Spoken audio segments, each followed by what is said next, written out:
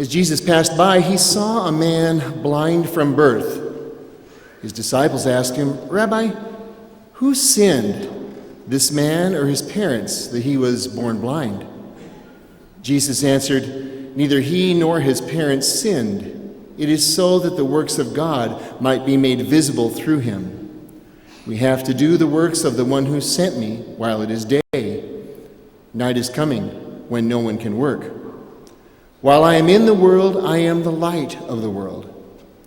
When he had said this, he spat on the ground and made clay with the saliva and smeared the clay on his eyes and said to him, "Go wash in the pool of Siloam," which means sent. So he went and washed and came back able to see. His neighbors and those who had seen him earlier as a beggar said, "Isn't this the one who used to sit and beg?" Some said, "It is." But others said, "No, it just looks like him."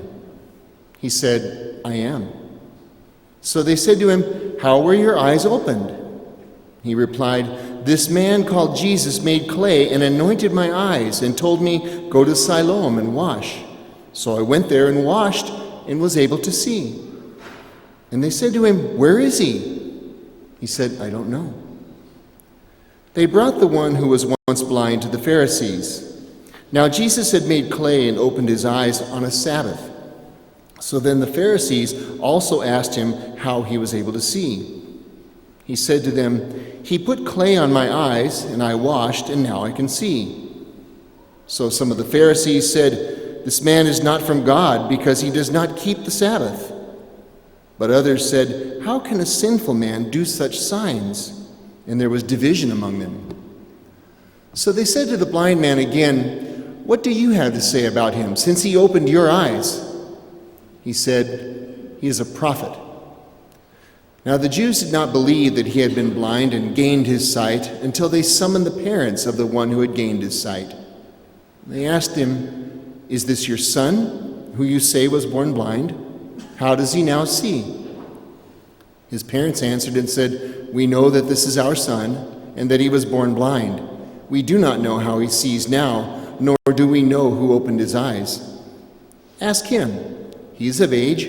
He can speak for himself." His parents said this because they were afraid of the Jews, for the Jews had already agreed that if anyone acknowledged him as the Christ, he would be expelled from the synagogue. For this reason, his parents said, "He is of age, question him." So a second time they called the man who had been blind and said to him, "Give God the praise. We know that this man is a sinner." He replied, "If he is a sinner, I do not know. One thing I do know is that I was blind, and now I see." So they said to him, "What did he do to you? How did he open your eyes?" He answered them, "I told you already, and you did not listen. Why do you want to hear it again? Do you want to become his disciples too?" They ridiculed him and said, "You are that man's disciple. We are disciples of Moses. We know that God spoke to Moses, but we do not know where this one is from." The man answered and said to them, "This is what is so amazing, that you do not know where he is from, yet he opened my eyes. We know that God does not listen to sinners, but if one is devout and does his will, he listens to him. It is unheard of that anyone ever opened the eyes of a person born blind. If this man were not from God, he would not be able to do anything." They answered and said to him, "You were born totally in sin, and you are trying to teach us?" And then they threw him out. When Jesus heard that they had thrown him out, he found him and said, "Do you believe in the Son of Man?" He answered and said, "Who is he, sir, that I may believe in him?" Jesus said to him, "You have seen him, and the one speaking with you is he." He said, "I do believe, Lord," and he worshipped him. Then Jesus said, "I came into this world for judgment, so that those who do not might see, and those who do see might become blind." Some of the Pharisees who were with him heard this and said to him, "Surely we are not also born blind, are we?"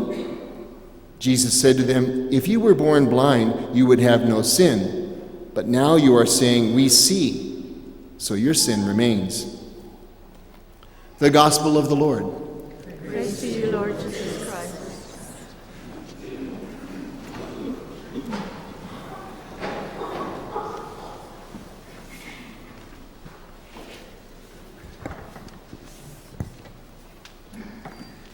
This morning it's a difficult topic that I want to share with you, maybe more so than difficult, delicate in some ways. I'm kind of walking a fine line. There are people, Catholics, who are on both sides of the issue, and even Catholics who see themselves on both extreme sides of the issue. Some who are unsure what to think, they're torn in one direction or another. So this morning I just simply ask for your patience and also your open-mindedness. The Greek philosopher Aristotle said, "It's the mark of an educated mind to be able to entertain an idea without accepting it." So I'm just simply asking you to entertain an idea this morning without necessarily accepting it. That maybe you evaluate it, reflect upon it in the days and the weeks to come. And I hope that after being with you for almost 8 years, you humor me, in a sense, or at least I've earned some of the right to be able to challenge ideas and to give you thoughts to entertain in your mind. And the idea this morning is simply this, about being Catholic and being gay, and how you might welcome those who find themselves with a foot in both of those worlds, especially. But even bigger than that is the idea, I think, of maybe those who are even Catholic and divorced, Catholic and remarried, those who have their doubts as Catholics when it comes to some church teachings, the person who is different from you, especially if they're members of your families or of your friends or in your neighborhood, in how you welcome and how you embrace. The Gospel tells us of the encounter between Jesus and the man born blind. The first reading reminds us that a man judges by appearances, but God sees to the heart. And in the Gospel, Jesus finds the man born blind, and his disciples ask him in the beginning, who sinned, this man or his parents, that he was born blind? And Jesus' response is, nobody sinned. It's through nobody's fault. He was born that way. He was born blind. And so that God's glory and God's works might shine through him. And eventually the man who has his sight restored is kicked out of the temple, rejected by the Pharisees, and found later on in the Gospel by Jesus. You and I are just born a lot of ways, a lot of different ways. We're just born male or female. We're born with our ethnic background. We're born in a certain country. We had no choice where we were born. We're born with certain looks, certain eye color and hair color, born with a certain sexual orientation, and for some of us, we're born Catholic as well. And some of those things nowadays, you can change certain things in life, but for the most part, there are many things we can't change. We had no choice over. We were born a certain way. We can't really change that. I'm Catholic partly because I was born Catholic. I was baptized at less than 1 month old. Maybe missed one Mass in my whole life. I don't know. My parents took us all the time. Had 12 years of Catholic schools. That's all I know. I was born Catholic, raised that way. I was born into the Catholic culture. That's who I am. There may be some similarities between the Catholic culture and the gay culture, the Catholic world and the gay world. Dr. Arthur Fitzmaurice talks about some similarities between the two beyond simply being born into one or the other or both. Being Catholic, we have some signs and expressions of our faith, some of which we display publicly and openly. Ashes on our foreheads for Ash Wednesday. You go off to work and people wonder what those ashes are on your forehead. Certain cities have processions for their saints through the streets of the town. We have Catholic bumper stickers, rosaries that may hang from your rearview mirror in your car. There are certain signs and expressions, public, of being Catholic. Both cultures are often misrepresented. How often is the Catholic faith misrepresented in the media, right? And for myself, it makes me angry when they say things that the church doesn't really believe or doesn't really promote, or the Pope or the bishops didn't really say that. And oftentimes as Catholics, we're misrepresented in the public eye. As Catholics, there's a certain amount of coming out at some point in our lives. And usually it happens at the time of confirmation for us, in our adolescence, around 16 years old or a junior in high school. there's a point in our lives where we say, am I Catholic or not? Is this what I want to follow with my life? Is this who I am? Do I believe in God like this? And will I be Catholic publicly? Before, it was kind of maybe forced upon me as a child, but now, as I'm older, I need to decide whether or not I am Catholic, and will I follow that faith and be public about it as well. There are parts of the Catholic culture that I'm proud of, and parts that I'm not so proud of, a little bit more ashamed of. I'm proud of 2,000 years of the Catholic work when it comes to taking care of the sick, Catholic hospitals, what the Catholic Church has done for education throughout the world, how the Catholic Church has promoted arts and music, how the Catholic Church has promoted marriage and the dignity of women over 2,000 years. I'm proud of the works and the sayings of so many of our Catholic saints. But there are some parts of the Catholic culture I'm not so proud of. Things like the Inquisition, some of the corrupt popes of the Middle Ages, those who in the name of the Catholic Church, not officially with the Church, but in the name of the Church have hurt others or been prejudiced or discriminated against others, even those in our own days who on a smaller level, kind of hypocritical, saying one thing but doing another. Historically, Catholics have often been in the minority and prejudiced against and discriminated against as well. Even in our country, especially in the first decades of our country as well. Been discriminated against, and Catholics have even been hated and persecuted, usually without a person ever taking the time to get to know one of them. That's what it's like to be Catholic. Some of us were born into the Catholic faith. There are signs and expressions of our Catholicism. We're often misrepresented as Catholics. There's a time of coming out in some sense. There are parts of the Catholic culture we're proud of and some parts that we're not so proud of. And historically, we have been discriminated against. That's what it's like to be Catholic, and that may be what it's like as well to be gay. It may be the experience of some people.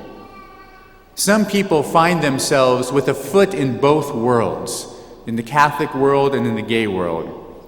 And these worlds are not necessarily mutually exclusive. One doesn't have to choose which world to inhabit. Especially for those who find themselves to be homosexual, that's who they are. They've also found themselves to be Catholic. It's not necessarily a matter of either one or the other, but a matter of both and. Living as the best Catholic possible, no matter who you are. The Catholic Church's teaching is clear. As early as 1986, the Catholic Church recognized that some persons, through no fault of their own, find themselves to be homosexual. They recognize that some people are just born that way. And the Catholic Church is clear in saying it's not right ever to discriminate or be prejudiced against anybody, but even against homosexuals. The United States bishops put out their document, Always Our Children, in 1995, addressed to the parents of persons who find themselves to be homosexual, clearly saying that you can't discriminate against your child. That homosexuals have their place in the world and in the Catholic Church as well. And of course, the Catholic Church teaching is clear that sexual relations are only for one married man and one married woman. And the teachings of the Church, I think, are kind, clear, compassionate, they're rational, they're reasonable, they're wise. Those are the teachings of the Church. Some people, though, unfortunately, only see one thing in a person. Catholic or an ethnicity or a sexual orientation, and that's all they see. Some people may hear that you're a Catholic and they think maybe you do whatever the Pope says, right? Because you're Catholic and the Pope tells you what to do. Remember John F. Kennedy's run for the presidency in 1960? The great fear was that the Pope would be running America, right? Because Kennedy was Catholic and the Pope was going to tell him what to do, and Kennedy had to do that. Never came to pass, right? Wasn't that way at all. People hear you're Catholic and think, oh, you must have lots and lots of children. They must think that they kind of lump all priests together in some ways, maybe even as ones who abuse children. People think they know you because you say that you're Catholic, and they don't know anything about you. They don't know who you are, and they may even hate you because you're Catholic. I think that's similar for gay Catholics as well. There are some people who only see one thing in another person, but nobody can be reduced to just one thing, whether it's Catholic, or gay or Italian or a woman or a priest or a teacher. Nobody is just one thing. There's much more to all of us. And as one young adult Catholic said, she said, "There are going to be people who hate me without knowing me. All I can do is give them a reason not to." People can't put a label of Catholic on you and say they know all about you, because they don't, in all honesty. We can't do that to homosexuals, to people of other religions, to people of other nationalities.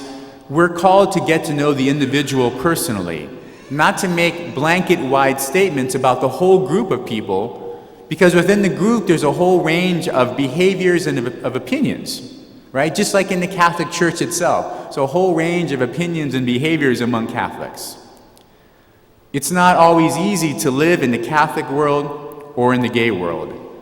There's prejudice, and it's still difficult for adolescents to come to terms with their sexual orientation for some of them. Some studies suggest that 2 out of every 3 teen suicides are related to sexual orientation questions. And as that 27-year-old Catholic woman said to a room full of Catholics, she said, "You save lives with your kindness, with your understanding, and sometimes even with your love. You keep some gay teens and young adults from taking their own lives." And that's important. That's something that you can do.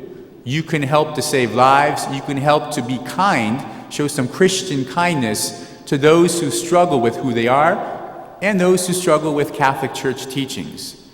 Because increasingly, it's more and more common that some of our family members are gay, or friends, or neighbors, or co-workers, or fellow students in the classroom, or maybe the friends of your children or your grandchildren. Increasingly, it seems to be more common, or at least more out in the open.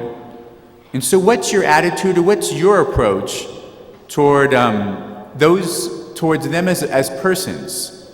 We're not condoning a behavior, we're simply accepting a person, even if the behavior isn't what we want it to be, or what we would agree with. And in the case of gay Catholics, it's often a struggle that goes on for decades, to try to live with a foot in both of those worlds, sometimes leading to great anguish in a person. I feel this way, but what does my church say about this? I'm pulled in this direction, but will somebody support me in my struggle? Who is there to help me, or at least to listen to me? The Catholic Church has and always will support you in your struggle if that is your struggle. And the Church, like the Lord, will challenge you and reconcile you and chide you and give you a place to call home, as the Church does for everybody, a place to call home. There's a place for all people in the Catholic Church. And I suspect your family, or hope your family, will support you as well. And you also will support your family, your friends, your neighbors, all those who struggle to belong for whatever reason. And especially those who are gay and Catholic who struggle to belong to our church. We don't turn our back on our own, right? Whether it's our family by blood or our family by faith, we don't turn our back on our family. Catholic Church is and has to always be supportive of people. That's the idea that I want you to entertain this day. Those who struggle to find and understand themselves for whatever reason, whether it's religion or doubts about faith, nationality, here specifically about sexual orientation, can they have your kindness, your Christian kindness? Can they have your listening ear? Can they have your support? Through no one's sin was any of us born blind. We're just born the way that we are. And we all struggle to let the glory of God shine through us. So let's support each other in that struggle.